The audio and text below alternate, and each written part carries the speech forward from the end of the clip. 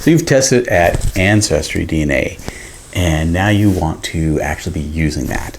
Well, recognize that there's going to be some pros and cons of that website, just with any other company's website. I'm going to tell you about those today.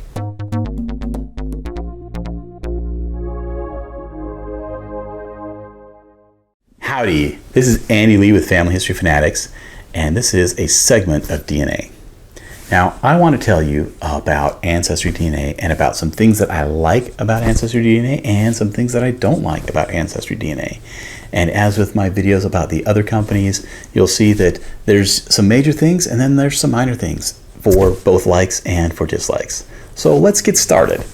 Number one, they have the largest database. Now this is actually pretty impressive because AncestryDNA was a latecomer to the genealogy DNA game. Family Tree DNA and 23andMe had already been selling kits for years before AncestryDNA got in on it. But because AncestryDNA was able to leverage their memberships, because their commercials, their advertising was able to draw a lot of people in, they quickly surpassed both Family Tree DNA and 23andMe in the size of their database. Right now, their database is about 5 million to 6 million people here at the end of 2017. If you're watching this video later, then they're probably many millions more. In the last year or so, they've been growing at, I believe, a rate of around 1 million a year. So this is just phenomenal as far as getting DNA testing out there to everybody. And that's the best thing about AncestryDNA. And honestly, that is the one reason why you should test with AncestryDNA no matter what. If you want matches, you need to be in the largest database. So number two of my favorite reasons why I like Ancestry is you have that automatic link to your tree. All of a sudden your DNA becomes a shaky leaf for other people. You have so much information that is automatically linked just by the fact that you have a tree on Ancestry and you tested your DNA on Ancestry. You just have to tell us who that DNA belongs to on your tree, and now that can go, and when you make matches with other people, it can actually look at your trees to see where you line up. Number three is their genetic communities. This is a really powerful tool, particularly if you don't know much about your heritage. So for adoptees, this can be a powerful tool of giving you some good clues. Now, genetic communities are groups of people throughout history that have gone somewhere together. So for instance, you have certain migrations from Europe over to the Americas, whether they're Irish or German or the Dutch or the Italians. You have certain migrations within Europe, whether it's from the Northeast down into Kentucky or in Appalachia, or even down to the South, or even groups of migration out west.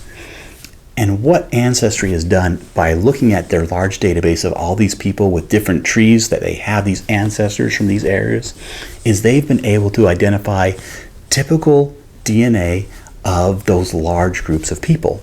So when you think about it, for somebody like me, that I have my tree back 5, 6, 7 generations, it's not that helpful for me, and I'll admit that. But the reason why I like it is for people that don't know their history. Maybe they're just getting started, or they are adopted and they don't know who their parents were or their grandparents. Then these genetic communities give them a good clue, because most of these genetic communities are in the last 100 to 150, maybe 200 years or so. So for instance, if you're an adoptee and you're testing on Ancestry, one of the first places you should look is you should look at your genetic communities. Find out, okay, where is some of my DNA from?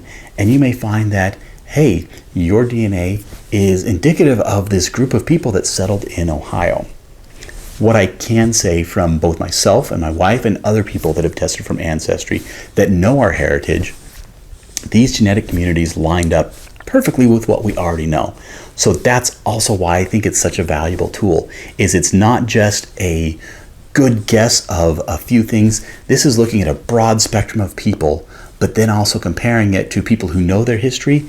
Who they put in genetic communities matches up very well with them. So those are the three tools that Ancestry has that I like the most. So now for the three things I don't like about Ancestry. Number one, there's no Chromosome Browser. Now, Ancestry has something called DNA circles. It's not the same as triangulation. In order to do triangulation, you really need to look at a chromosome by chromosome level to see where you match up with other people. Ancestry will tell you how much DNA, in other words, in how many cm you share, and how many segments that's in. But it doesn't give you detailed information about what the length of each of those segments are. So if you only have one segment and it is 20 cm that you share, well, that's easy. But if you're sharing 150 cm and it's spread over 4 segments, well, you don't know whether that's 4 segments on one chromosome, 4 segments on 4 different chromosomes, or something in between. You also don't know how close together those segments are. All of that information can be a good clue as to how far removed you are. So the fact that AncestryDNA doesn't have a chromosome browser, I think, is a big negative, and I'd really encourage Ancestry to get a chromosome browser to get more data to people from the testing. Number 2, and I hit on this already, is the limited amount of matching information. So as with every company, AncestryDNA gives you matches, which is good, and they also tell you roughly what relationship they think it is, whether it's first to third cousins or second to fourth cousins or fifth to distant relatives. Any of those is good, and that's helpful. But like I said before, they don't give you detailed information about that match. So for instance, there's no way for me to match with somebody and then take a look at how much I match on certain chromosomes. I know overall how much I match, but I don't know on which chromosomes I do match those.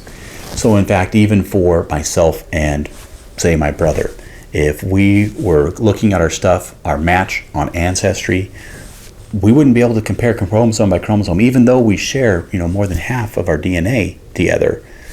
There's no way to see how that is actually broken up. And that's really important, particularly when you're looking at smaller and smaller segments.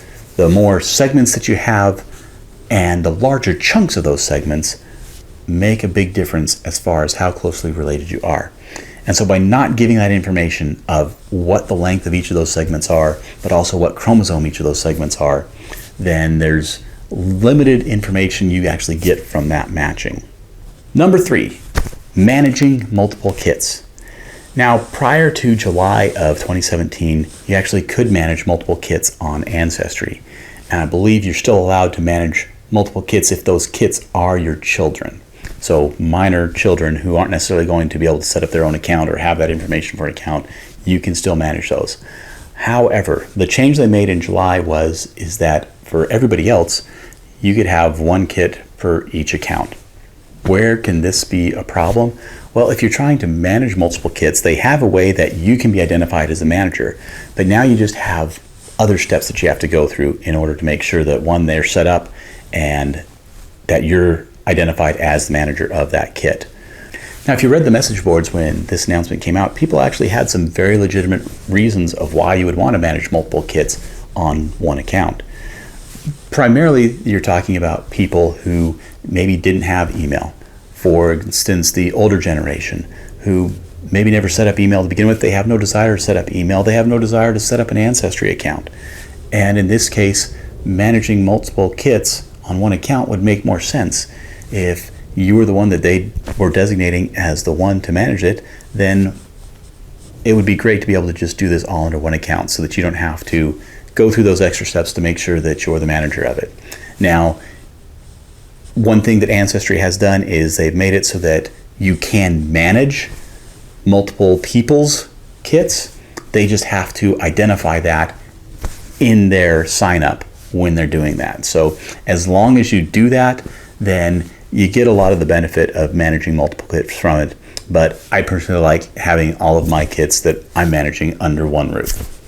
So there you have some positives and some negatives of what I think of AncestryDNA, but I will tell you the overriding thing is the large database that they have. I would encourage everyone to test with AncestryDNA because they have the largest database. You're going to have the largest chance of making matches with them. Don't forget to subscribe so that you won't miss another episode of Family History Fanatics. Be sure to check out our website, www.familyhistoryfanatics.com, so that you can find out about upcoming e-conferences that we're going to be a part of.